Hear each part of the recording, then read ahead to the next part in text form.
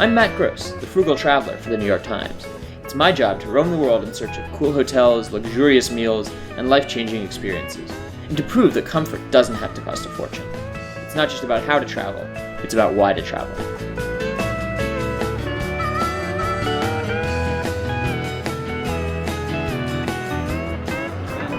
Late afternoon in Seattle.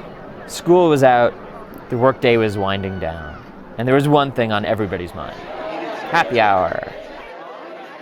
Here in the Emerald City, however, happy hour means more than just half-price drinks. It means heavily discounted gourmet snacks from the best restaurants in town. In other words, truffle-infused manna from heaven for this frugal traveler, especially since I wanted to do nothing but eat all weekend on a modest budget of $500.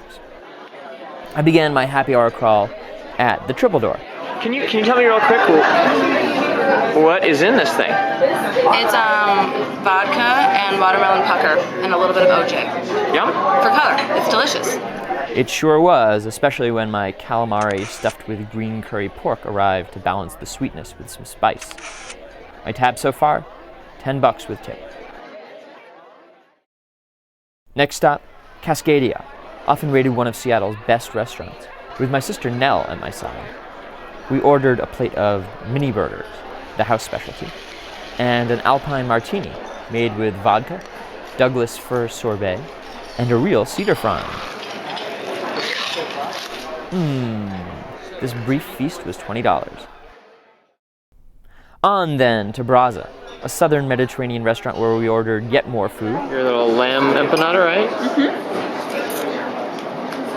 Got my little mini pizza. Your little mini pizza isn't so mini. And stared at our neighbor's lamb burger. Ours was good, but his looked better. With drinks, we spent $30. After that, we went for yet more drinks, many more than were strictly necessary. And the next thing I remember, it was 6 a.m., and I was walking into Pike Place Market, the 100-year-old home of fruit stands, florists, and fishmongers.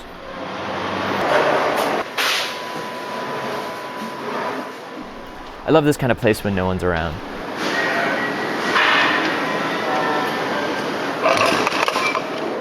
Especially because there's no line at the Daily Dozen Donut Company.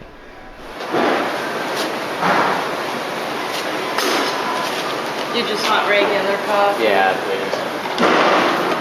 I munched a few until I decided it was time for breakfast. So I returned to my bed and breakfast, the $125 a night musical house on Harvard. The reason it's called the Musical House is because, first of all, I've played music for 30-some years professionally. So I have a long history of music, and bed and breakfasts should reflect something about their owners. It was a beautiful place with a comfy bed and tons of great details. But for me, the best part was Ron's cooking. This was the best bacon and egg sandwich I've ever eaten. Well worth the not-so-frugal room rate. It wasn't long, of course, before I was hungry again, and what I wanted now was salmon. So I drove to Chinook's.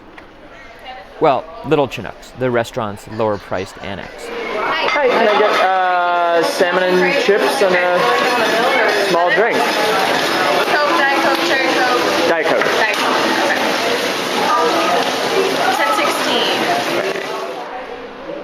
10:16. Minutes later, there it was, batter-fried salmon and chips. Not bad, but not amazing either. Didn't taste much like salmon, actually.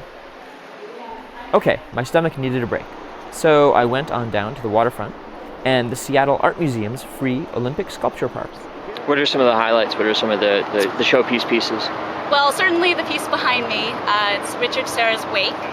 And Richard Serra right now especially is a very big, high-profile artist.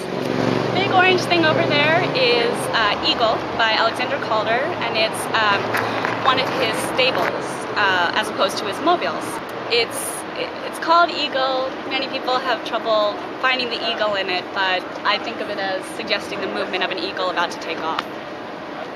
Whether you can see the eagle or not, the park is a great place to while away the afternoon. Take in some art, get married, or just get close to the water. But after all that eating, and spending a total of $392.39 that weekend, I knew exactly what I wanted from the park. For the New York Times, I'm Matt Gross, Frugal Traveler.